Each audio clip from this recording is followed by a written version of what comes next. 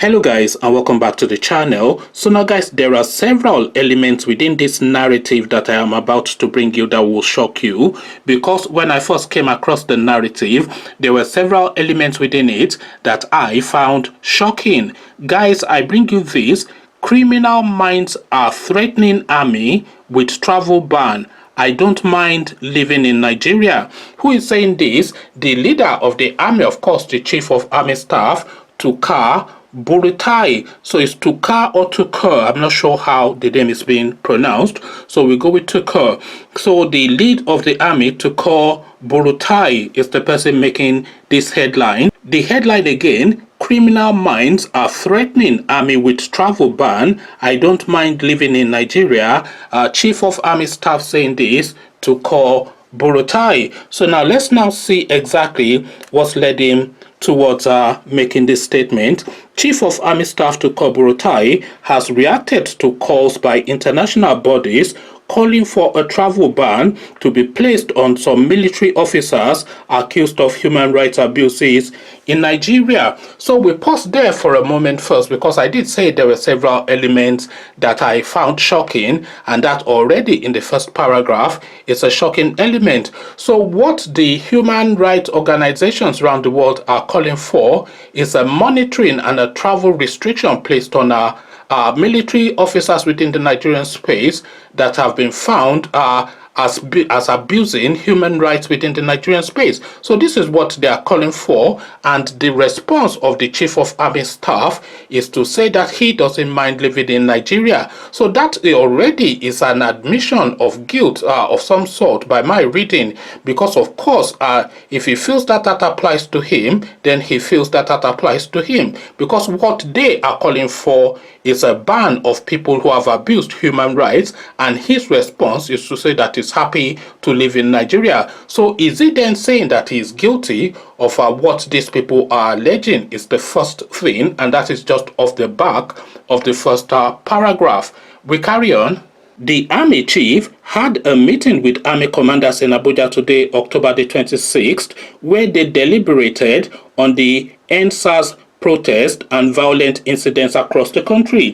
Buratai attacked the international organizations clamoring for a ban on top personnel and soldiers over rights abuse. According to him, his first trip outside Nigeria was when he was 50, and that he doesn't mind if he has to live in Nigeria for the rest of his life. So the last sentence of that paragraph is quite alarming and quite telling. So I'll read it again so you know what I am contending with, and what I am struggling to contend with, and what I am picking out.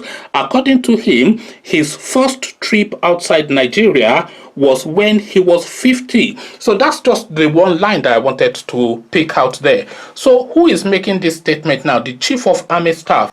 The first trip of the chief of army staff of Nigeria outside of the country was when he was 50. Just pause for a moment and reflect on that.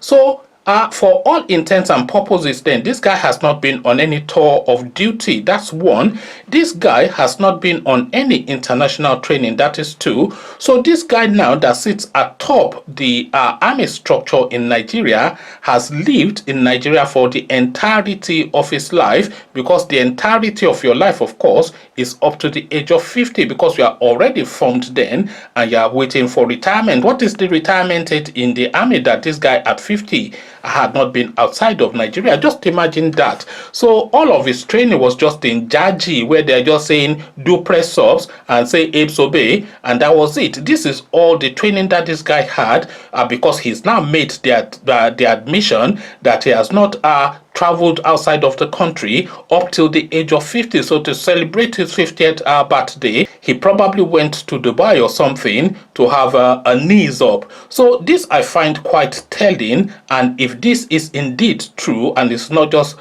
saying this for the reasons of political spin, if this indeed is the case, then I just put my hands up and surrender and give up on that country. The chief of army staff has not been outside of Nigeria for any form of training, and you know that the training structures in Nigeria, the training facilities in Nigeria are extremely limited. This is what has led to this NSAS protest, because all of the police have little or no training, because the facilities for training are not in Nigeria. I did say you would find several elements within the video shocking and alarming. We carry on. Criminal elements are threatening us with travel ban, but we are not worried because we must remain in this country to make it better. The first time I traveled outside of this country, I was already 50 years and a general, so I don't mind if I live the rest of my life here. So he was already a general and he was in his 50s already, without leaving the shores of Nigeria. So just pause for a moment and reflect on that. Reflect on the implications of that. He became a general without leaving the shores of Nigeria. Back in the day, they used to send them to Sandhurst in the United Kingdom to get training. Then they will send them to an American academy to top up that training. And then they will send them to India even to get even more training. But a man became a general within the Nigerian armed forces to the point of becoming the chief of our army staff without setting a foot outside the Nigerian shores once, up till the age of 50. So just pause for a moment and reflect on that. We carry on. At the meeting, the Army Chief said recent events across the country have shown the determination of unscrupulous individuals and groups to cause chaos by all means. The events of the past few days in our dear nation have shown the determination of some unscrupulous individuals and groups to destabilize Nigeria by all means, he said. These individuals, groups, and other undesirable elements have hijacked the hashtag NSAS protest marches, resulting to nationwide violence, acts of wanton destruction, and looting of public and private properties in many parts of the country. These acts led to imposition of curfews in several states of the Federation. Despite all this, the Army has continued to exercise restraints, applied all principles of internal security operations, and fully abided by internationally recognized rules of engagement as contained in our published standard operating procedure for internal security operations, which are derived from the international human rights laws and are in accordance with the international principles guiding the use of force, he said. So everything within this is just shocking and alarming. The last paragraph as well. Obviously, we have to just take elements of that last paragraph again. Despite all these, the Army has continued to exercise restraint, applied all principles of internal security operations, and fully abided by the internationally recognized rules of engagement as contained in our published standard operating procedures. So, I mean, let's just pause there. So, they've exercised restraint, but of course, I don't really need to recount what happened to Lekki to anybody. So if what happened in Lekki is the Army showing restraint, then I wonder what would happen if they are not showing restraint. Because of course the young people in Lekki, they were kneeling down, waving the Nigerian flag, singing the national anthem, and the Army then pointed and opened. So this is restraint now as far as it's been described to us. So if they are not then showing restraint, then we can only really wonder and forebode really what that could mean. So he's saying that they are operating according to internationally recognized rules of engagement.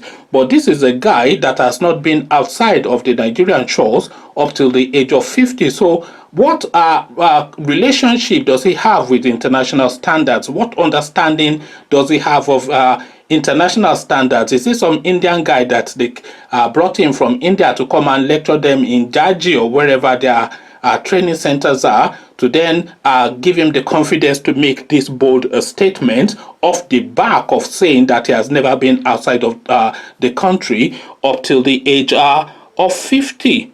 So let's just, where are we picking it up from? Because we need to round it up. So in our published standard operating procedures for internal security operations, which are derived from international human rights law. So international human rights law is being referenced, but I am referencing Lekki, and I'm referencing SARS, of course, as well. We're just referencing their conducts in general and are in accordance with the international principles guiding the use of force. So this is the chap now, the lead army man within the Nigerian space, coming out to say, well, I don't need to go out of the country anyway. I'm just happy to continue to eat my tuwo shinkafi and then continue to weigh down on these people. I mean, imagine, you know, it boggles the mind sometimes. It does boggle the mind anytime you come across. You can easily identify the problems with Nigeria